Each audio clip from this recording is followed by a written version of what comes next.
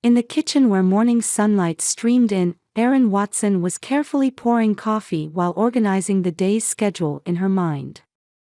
She had an important presentation at the architectural firm, followed by her son Oliver's art exhibition, and then the monthly barbecue at her parents' house in the evening.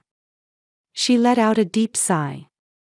"Mom's probably going to shower Lisa's child with praise again today," Erin muttered. Erin's husband Michael came down the stairs and placed his hand on her shoulder. "Good morning." "Lost in thought again?" "Sorry," Erin smiled. "It's not about work. I was thinking about tonight's barbecue." Michael Watson was successful as an IT consultant, but his gentle nature and depth of understanding were his greatest strengths. He placed his cup beside Erin's and poured himself some coffee. "Barbara and Frank," he showed his understanding. "You're worried for Oliver's sake, aren't you?" Erin Watson had achieved great success in her career as an architect. Her designs had shaped the new Chicago skyline, but her relationship with her parents was complicated. She pulled her long blonde hair back while taking a sip of coffee. "My parents always give Lisa's family special treatment. I didn't mind at first. I've walked my own path and am independent. But now I can see that Oliver is hurting." Before she could finish speaking, 10-year-old Oliver Watson came racing down the stairs. The boy with delicate features and intelligent eyes held his school backpack in one hand. In the other, he carried his latest artwork, an impressive watercolor landscape. "Mom, I'm taking this to the art show today," he said excitedly. Erin felt proud of her son's talent and took his painting. "It's wonderful, Oliver. I hope Grandma and Grandpa can see it today too." Oliver's expression clouded slightly. "Grandma didn't look at my paintings last time either. She was watching Amy's gymnastics video the whole time." Erin and Michael exchanged glances. Barbara Morrison, a 64-year-old former high school teacher, was known for her strict and controlling personality. Her husband Frank Morrison, a 66-year-old veteran, rarely contradicted his wife. "This time will be different," Erin tried to reassure her son, but she was also trying to convince herself. After breakfast, Erin sent Oliver off to school and headed to work. That afternoon, she successfully delivered her important presentation, receiving enthusiastic applause from the client. However, her mind was already on the family gathering that evening. After picking up Oliver from school, they headed to the art exhibition. Oliver's paintings received much praise, and the art teacher spoke enthusiastically about his talent. Erin felt proud of her son but couldn't help wishing that her parents would be equally proud of him. "Will I show Grandma and Grandpa my painting at tonight's barbecue?" Oliver asked. Erin gently stroked her son's hair. "Of course. But remember, Oliver, sometimes people only see what they want to see. That doesn't diminish your talent or your worth." Back at home, while preparing for the barbecue, Erin thought about past gatherings. The monthly family gatherings were always held at Barbara and Frank's house, with Lisa's family taking center stage. Lisa Clayton, Erin's 32-year-old sister, was a stay-at-home mom, financially and emotionally dependent on their parents. Her husband Jason Clayton was a real estate agent who desperately tried to please his in-laws. And their 8-year-old daughter Amy was spoiled by her grandparents, getting everything she wanted. Erin had quietly endured this unfair treatment for years, but recently she had begun to notice that Oliver was being ignored by his grandparents. "I want to talk to you before the barbecue," Michael said in the evening as they were getting ready. His expression was serious. "What is it?"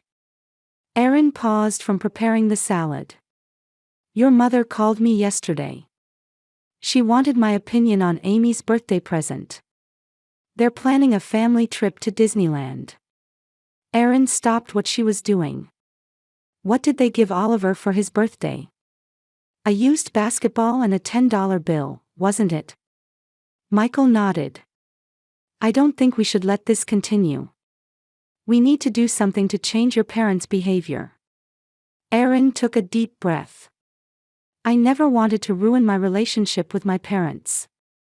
But I can't bear to see Oliver feeling unloved by his grandparents. In the car on the way to the barbecue that night, Aaron turned to Oliver. Stay calm tonight no matter how you're treated. Sometimes you can learn a lot just by quietly observing. Oliver looked puzzled but nodded. Okay, Mom. Aaron was surprised by her own determination. Tonight was not just about observing but standing up for her son. She took Michael's hand and nodded quietly. She knew he felt the same way. When Aaron's car pulled up in front of her parents' house, she felt a slight tightness in her chest. The large white two-story house always evoked mixed emotions in her. It was a place where childhood memories mingled with adult frustrations. Here we are, everyone, Aaron called to Oliver in the back seat.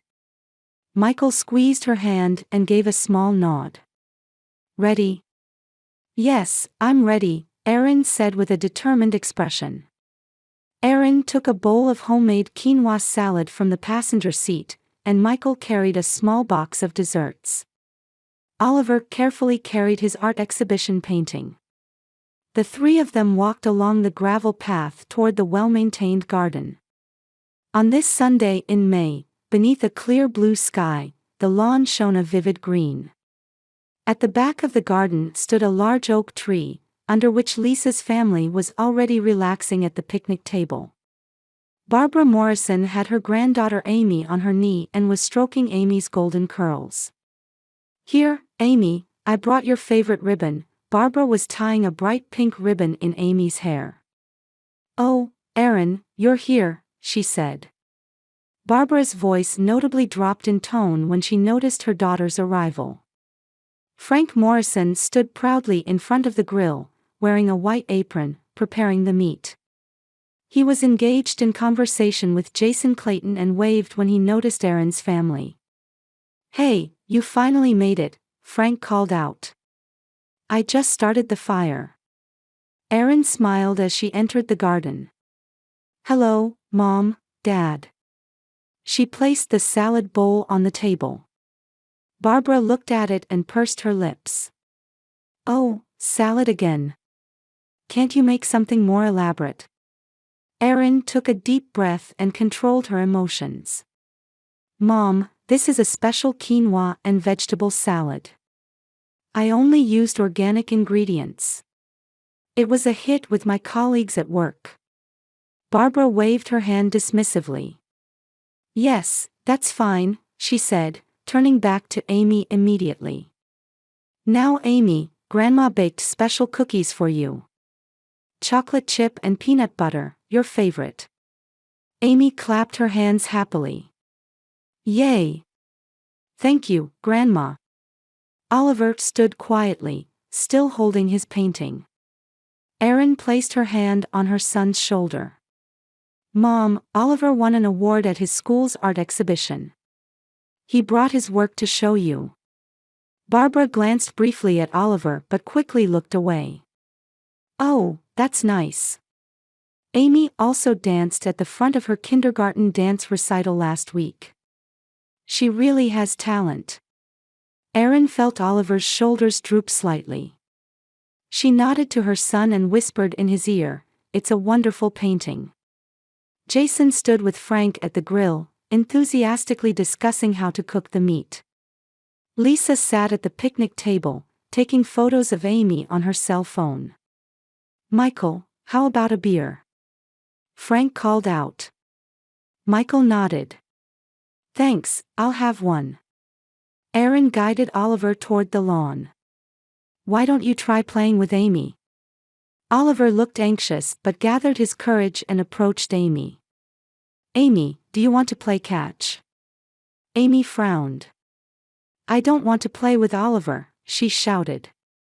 I'm going to eat cookies with Grandma. Barbara immediately embraced Amy protectively. Aaron, don't force her. Amy is having special time with Grandma right now. Erin bit her lip. Oliver was just asking, Mom. Barbara sniffed. Your son should be more sociable. Amy is the most popular child in her class. Michael came to Erin's side and quietly touched her arm. It was a signal to stay calm. Erin took a deep breath and headed toward the table. Frank had started grilling the meat. Pointing to a large piece of meat, he proudly said, Lisa, Jason, Amy, I've saved prime rib for you. It's top quality. I got it from a special shop. Lisa said happily, Thanks, Dad. Amy loves meat. Erin frowned. Dad, what will Oliver get? She asked. Frank hesitated a bit. Oh, of course he'll get steak too, he said, but his eyes didn't meet Erin's. He quickly changed the subject and began asking about Jason's recent real estate deals. As time passed, the meal preparations were completed. Barbara spread an elaborately decorated tablecloth on the picnic table and arranged fancy paper plates and cutlery. Erin brought out the salad, and Michael put the dessert in the refrigerator. Come on, everyone, gather around. Frank called out loudly. The meat is ready. Everyone gathered at the table. Frank proudly brought the meat. In front of Amy was a perfectly cooked, tender-looking prime rib. Lisa and Jason also received juicy, beautifully pink meat. When Frank placed a plate in front of Oliver, Erin froze in shock. On Oliver's plate was a blackened, burnt piece of meat. The edges were charred, and even the center was brown and overcooked. Dad, what is this? Erin asked in disbelief. Barbara laughed lightly. It's a bit overcooked, but that's fine, isn't it? He's a boy. A little toughness is good for him. Frank chuckled and jokingly said, even a dog might not eat it. Lisa and Jason also started laughing. Oliver, you like the burnt parts, don't you? That's what boys like, Lisa said. Oliver was silent, staring at the burnt meat. Tears began to well up in his blue eyes. He was desperately trying to hold them back, but his small lips were trembling. Seeing this scene, Erin felt something break inside her. She slowly stood up and said in a calm voice, This is unacceptable. The table suddenly fell silent. What do you mean? Barbara asked. This meat, Erin pointed to her son's plate. Oliver, you don't have to eat it. But what a waste. Barbara cried. In our day, we ate with gratitude. Even if it's a bit burnt, it's still food. Everyone else's meat is perfectly cooked, Erin pointed out calmly. Why is Oliver the only one given meat like this? Frank shrugged. It just happened that way. I'll be more careful next time. Erin looked at Oliver. Tears were finally falling from his eyes. Seeing this, something inside Erin made a decision. She slowly stood up, took Oliver's plate, and threw it in a nearby trash can. Then she quietly declared, Michael, Oliver, we're leaving. Wait a minute, can't you take a joke? Frank protested. It's just a barbecue, don't make such a big deal out of it. Erin turned back and said in a quiet but powerful voice, This isn't a joke, it's abuse of my son. You may not realize it, but you treat only Amy specially and always put Oliver second. You show no interest in his art, don't celebrate his successes, and today you gave him burnt meat and made fun of him. Today is the last day of that. Barbara's face flushed. You always overreact. You're too sensitive. This isn't an overreaction. If anything, my reaction is long overdue, Erin responded calmly. She took Oliver's hand, and Michael stood up and placed his hand on Oliver's shoulder. For years, I've pretended not to see your unfair treatment. But it's over now. Lisa stood with her mouth open, at a loss for words. Jason looked uncomfortable, glancing at Frank and Barbara. Only Amy, not understanding the situation, continued happily eating her prime rib. Aaron's family quietly left the garden and headed to the car. No one tried to stop them. In the car, Oliver asked in a small voice, "Mom, did I do something wrong? Were Grandpa and Grandma angry?" Aaron sat next to her son and held him tightly. "Absolutely not. This is Grandma and Grandpa's problem. You did nothing wrong. You're a wonderful child." Michael, starting the car engine, looked at Aaron and Oliver in the rearview mirror. "It's okay, champion. Sometimes even adults make mistakes. But don't worry, Mom will fix this." Aaron gently wiped the tears from Oliver's cheek. "But don't worry, I'll fix this. I promise." As the car slowly pulled away, Aaron looked at her parents' house through the window. A new determination was growing within her. Aaron's family car drove quietly along the night road. Oliver had fallen asleep in the back seat, exhausted, and Michael, holding the steering wheel, occasionally glanced at his wife in the rearview mirror. Erin's expression was hard, her hands clenched on her knees. No one exchanged words, but the car was filled with heavy emotions. Upon returning home, Michael gently lifted Oliver and carried his sleeping son to his bedroom upstairs. Erin stood in the kitchen, mechanically making tea. Her mind was full of the events at the barbecue. When Michael came down the stairs and entered the kitchen, Erin was leaning on the counter, letting out a deep sigh. "How's Oliver?" she asked without turning around. Fast asleep, Michael placed his hand on her shoulder. "He was tired today." Erin finally turned and looked into Michael's eyes. Her eyes were moist with anger and sadness. "I made tea," she said, her voice small and trembling. They sat on the sofa in the living room, holding cups of warm chamomile tea. After a moment of silence, Erin finally spoke. "That crossed the final line," she said, trembling with anger. "For years, I've tolerated my parents' behavior. Their favoritism toward Lisa, their refusal to acknowledge my success. But today..." She faltered. "I couldn't bear to see Oliver hurting," Michael said quietly. "When I saw tears in his eyes, I felt something break inside me too." Erin took a sip of tea and set down her cup. "I can't stand to see him feeling unloved by his grandparents anymore. This isn't just favoritism, it's outright abuse." Michael nodded. Today made it clear. This isn't just a generational gap or a lack of understanding. They're intentionally hurting Oliver. "We should take action," he continued. "But what should we do? Should we completely cut ties with your parents?" After a long silence, Erin looked up with a determined expression. "I'll make them feel the same way. I have a plan." Michael noticed the change in his wife's expression. "What kind of plan?" "First, we'll invite them to our house. A dinner party for reconciliation," Erin began explaining. "And then, we'll serve them a special meal. The same treatment Oliver received." "That's not enough," she continued. "Next, we'll plan a special vacation that includes the whole family. But we'll exclude only my parents."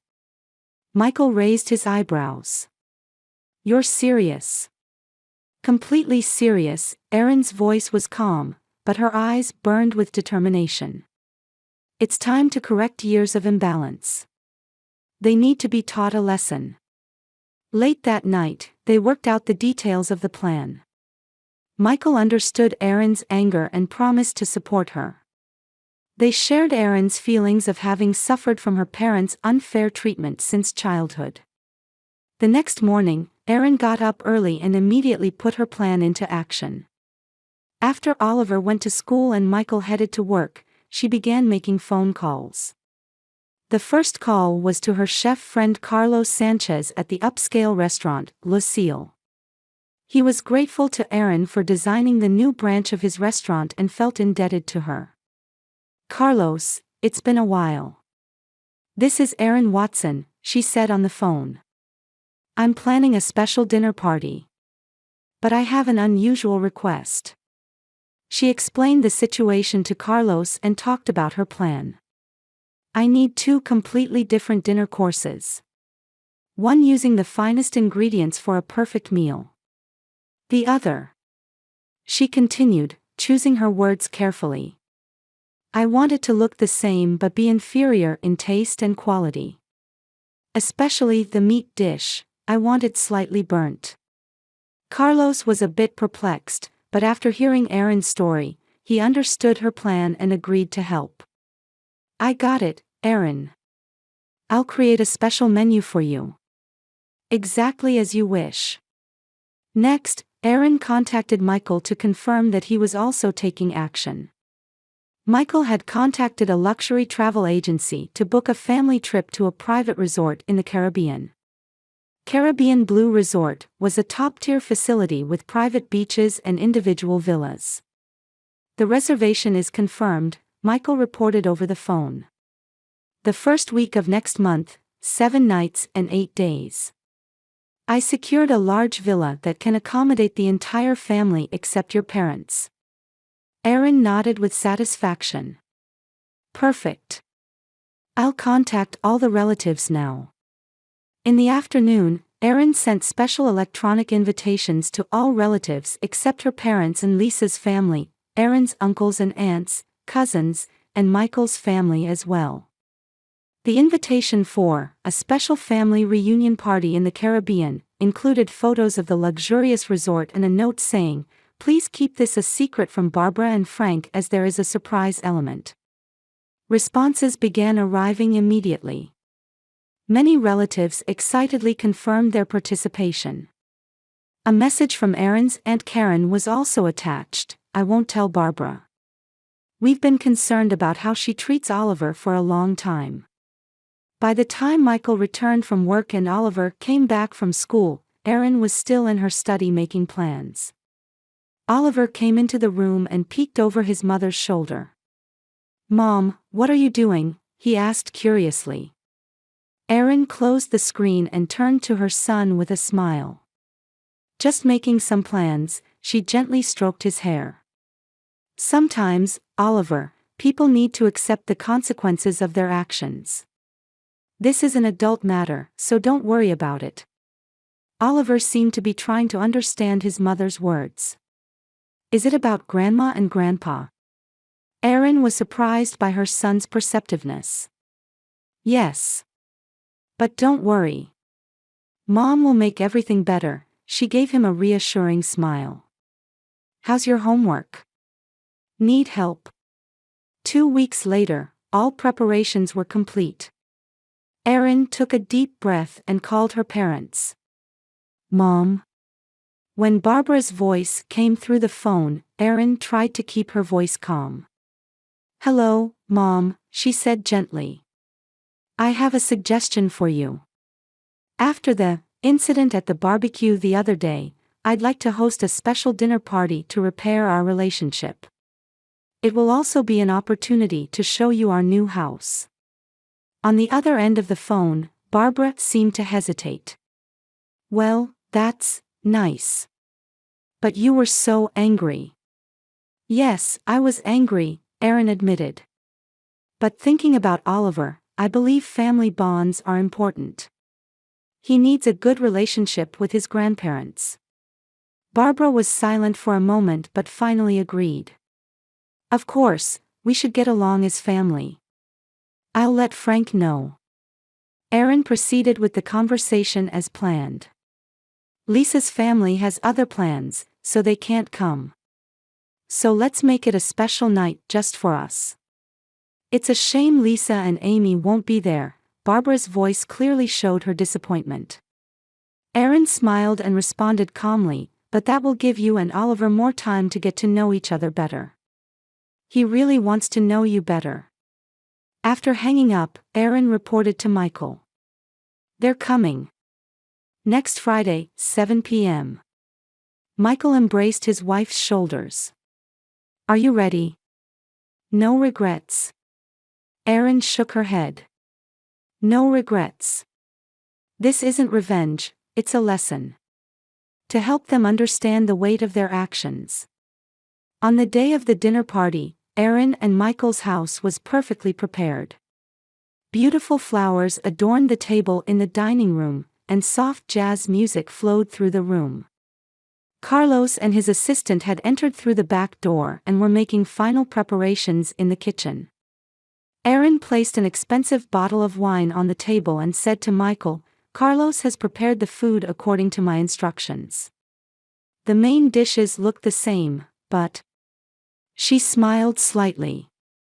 Michael took his wife's hand. "You're really going through with this?" "Of course," Erin said with determination. "Tonight they will learn a lesson. And tomorrow, the real sanctions begin." She gazed at her parents' seats at the dining table. They looked like the luxurious table settings for everyone else, but hidden there was the special hospitality that only they would receive. The doorbell rang, and Erin took a deep breath and headed for the door. At 7 o'clock on Friday evening, Erin was looking out the large living room window. She wore a dark blue dress, her hair beautifully styled up. The outdoor lights installed in the garden cast a soft light into the evening darkness. Michael came down the stairs and stood beside her. He was wearing a fine navy suit. "Nervous?" he asked gently. Erin shook her head slightly. "Not nervous.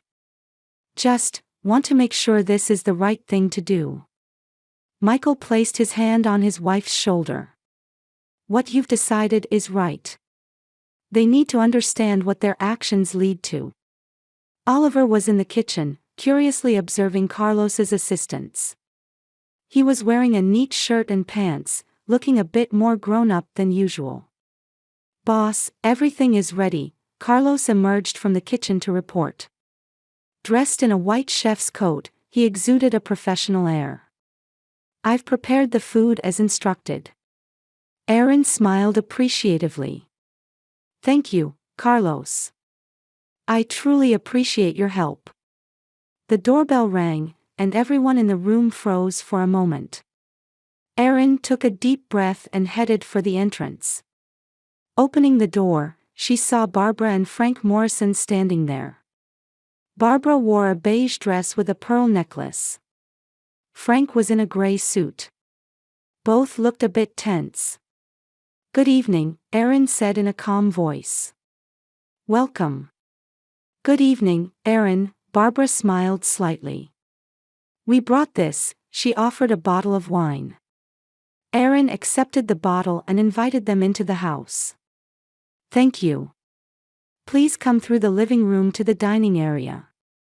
Barbara and Frank stepped into the spacious living room and admired the high ceilings and the view from the large windows. Modern, elegant furniture was arranged throughout, and abstract artwork adorned the walls. "My, what a lovely home," Barbara exclaimed in surprise. "You two have really succeeded to afford such a fine house." Erin smiled. "Yes, it's the result of hard work. My architectural business is doing well, and Michael's IT consulting is expanding." Frank looked at the view outside the window and nodded appreciatively. "Impressive view. Must be a great investment as real estate too." Michael approached to greet them. He politely extended his hand and said, "Welcome." Oliver also appeared from behind the adults and gave his grandparents a small wave. "Hello, Oliver," Barbara said somewhat awkwardly. "How are you?" Oliver glanced at his mother before quietly answering, "I'm fine, thank you." Erin clapped her hands lightly. "Now, shall we proceed to the dining room?" She led the group. The dining room had a beautifully decorated table, with silver cutlery and crystal glasses gleaming. An elegant chandelier hung from the ceiling, under which Michael and Oliver were already seated. The entire room was bathed in warm light, with soft classical music playing in the background. "Please, sit here," Erin guided Barbara and Frank to one end of the table. She herself sat next to Oliver, while Michael sat on the opposite side of the table. Erin poured the wine and proposed a toast. "To family bonds," she said quietly. Everyone clinked glasses and took a sip of their drinks in a slightly awkward atmosphere. "How are Lisa and Amy?" Erin started the conversation. Barbara's expression brightened. "Oh, they're doing very well. Amy has started ballet lessons. She seems to have talent," her teacher was praising her. Erin smiled. "That's wonderful," she placed her hand on Oliver's shoulder. "Oliver also won first prize in the school art contest last week." Barbara and Frank looked a bit surprised. "Oh, congratulations," Frank said, but there was no enthusiasm in his voice. At that moment, Carlos and his assistants brought out the appetizers. Beautiful appetizers, smoked salmon carpaccio with arugula salad, were placed in front of Michael, Erin, and Oliver. The colorful dishes looked like works of art. However, in front of Barbara and Frank were placed cold canned soups. They were brown liquids with a thin layer of oil floating on the surface. "What is this?" Barbara asked in confusion. She was comparing her plate with those around her. Erin responded as if nothing was wrong. "Oh, canned soup. I bought it on sale at the supermarket. It might be a bit old, but it's still edible." Frank frowned. "What are the others eating?" He pointed to Michael's plate. "We have special appetizers," Erin answered.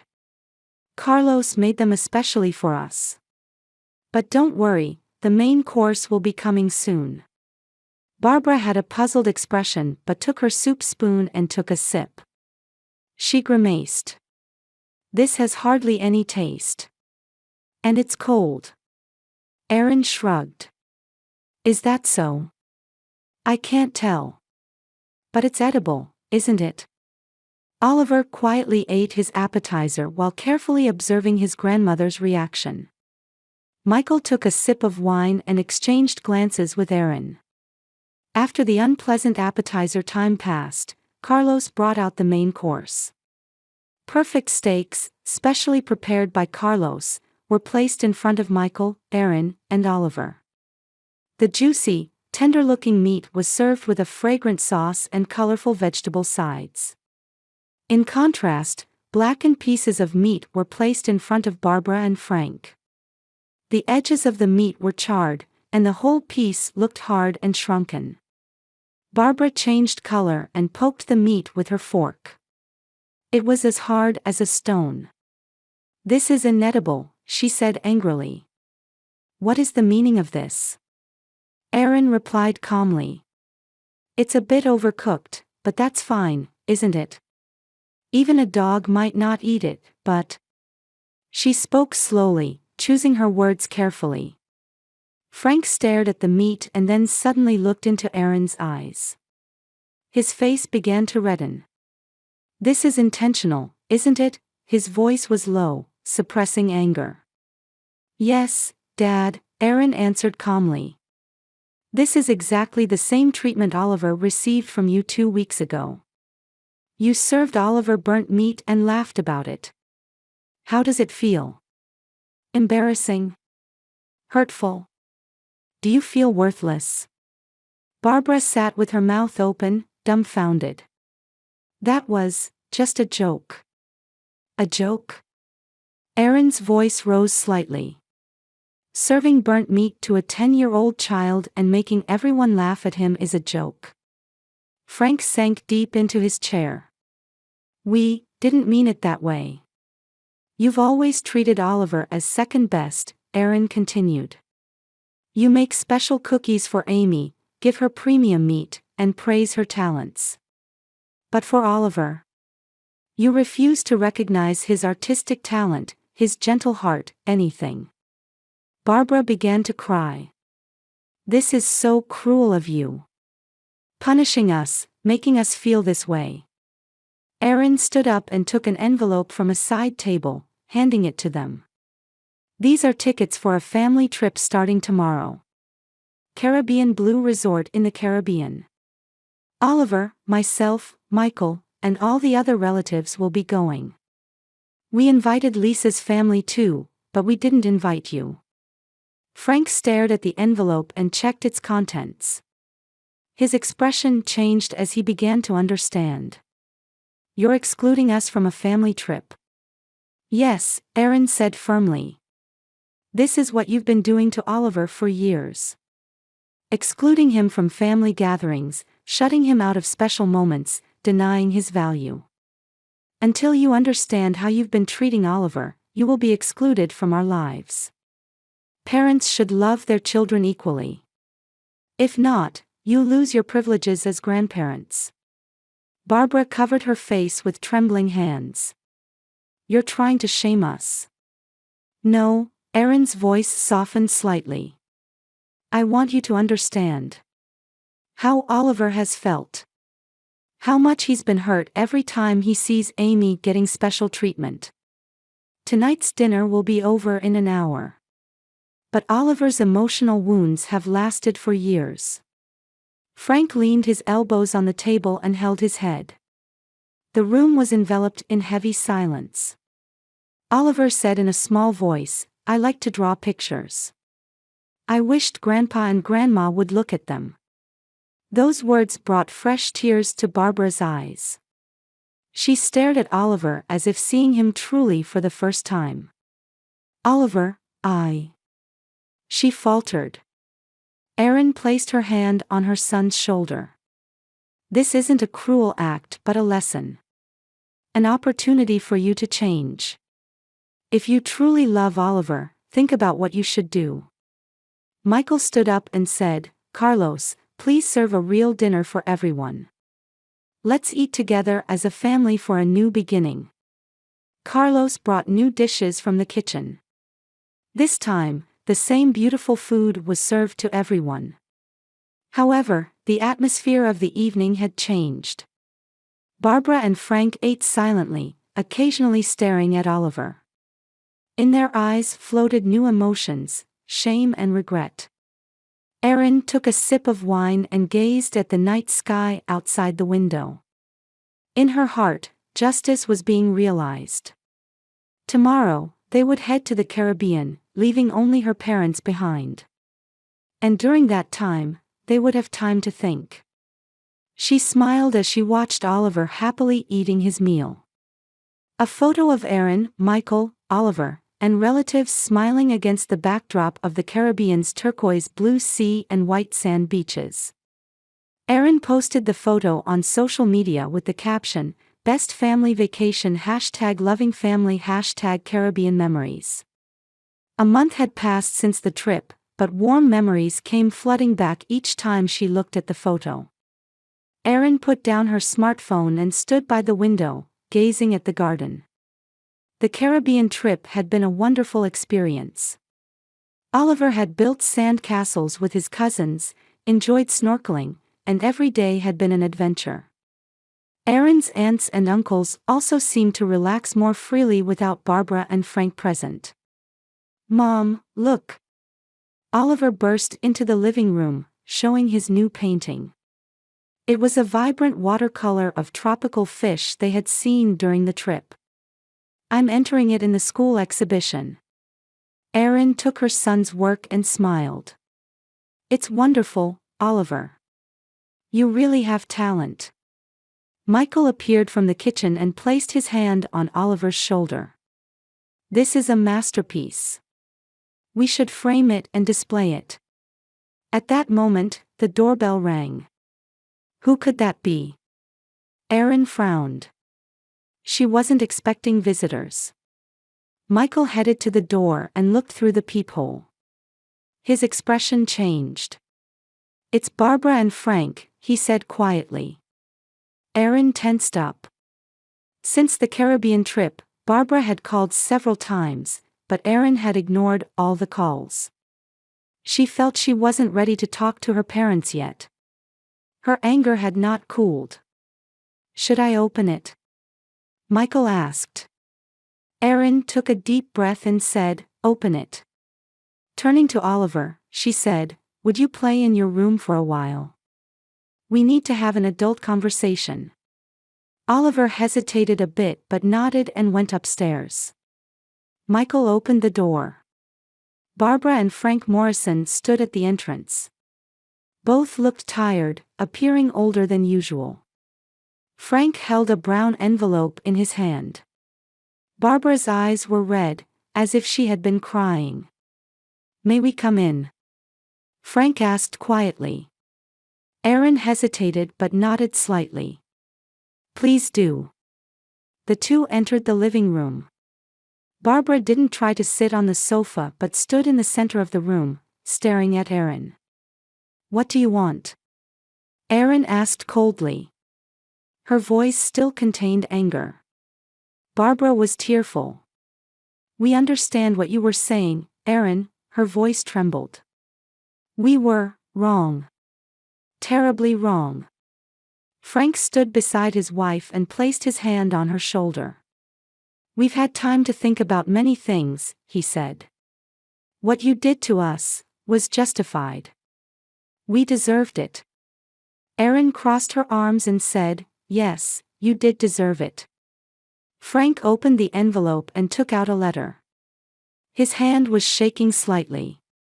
"This is our apology and promise," he said as he began to read. "Dear Erin, Michael, and especially Oliver. We acknowledge that for years, we have unconsciously treated you unfairly. We have favored Lisa's family and hurt Oliver. We are ashamed." Frank paused for a moment and cleared his throat. "We only gave special attention to Amy and didn't try to see Oliver's talents and uniqueness. For the first time, through the experience you gave us, we understood how hurtful our actions were. When we heard about the family vacation that didn't include Lisa, Jason, and Amy, we felt the pain of exclusion for the first time." Barbara spoke up. "I saw your photos on social media every day. Everyone looking so happy. And I thought, so this is what Oliver has been feeling." Frank continued. "We promise to change from now on.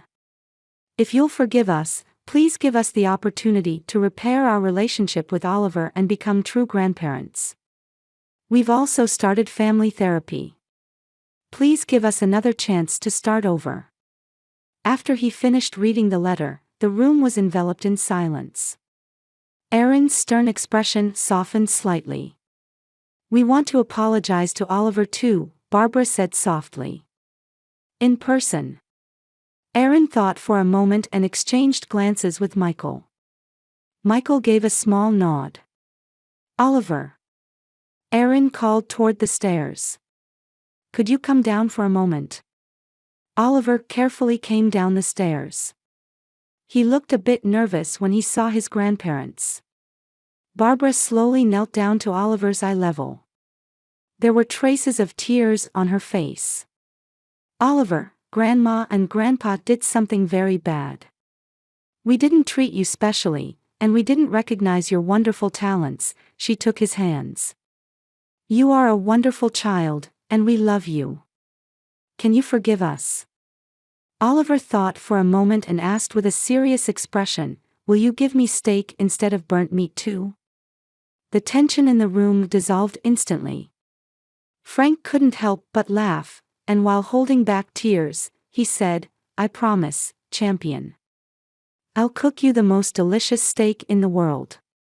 In fact, I'll teach you how to cook if you want. And will you show me more of your paintings?" Barbara added. "I want to display them in Grandma's living room." Oliver, looking a bit embarrassed, slowly nodded. "Okay." Erin felt a warmth in her chest. She looked at Barbara and Frank and smiled. Rebuilding our relationship will take time. But let's move forward step by step. Several months later, the Morrison family had changed significantly. Barbara and Frank attended weekly family therapy sessions and began to understand their behavior patterns and how they had been formed. Barbara, in particular, made an earnest effort to change. She began to recognize that her controlling personality had been influenced by her own mother. Lisa was initially angry about Aaron's actions. "How could you humiliate our parents like that?" she protested. However, witnessing the change in her parents, she also began to reconsider her dependent relationship with them. "I've been spoiling Amy too much," Lisa confessed to Aaron one day. "You were right." When autumn came, the entire Morrison family gathered at Frank and Barbara's house.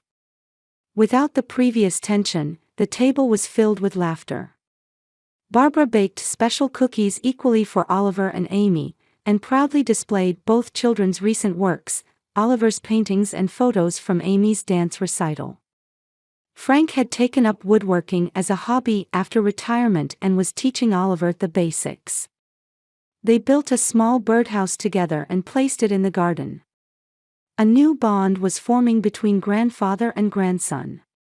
Every Sunday, Barbara baked special cookies for Oliver and praised his artistic talent. "You'll be a famous artist someday," she would say, and display his latest work on the refrigerator.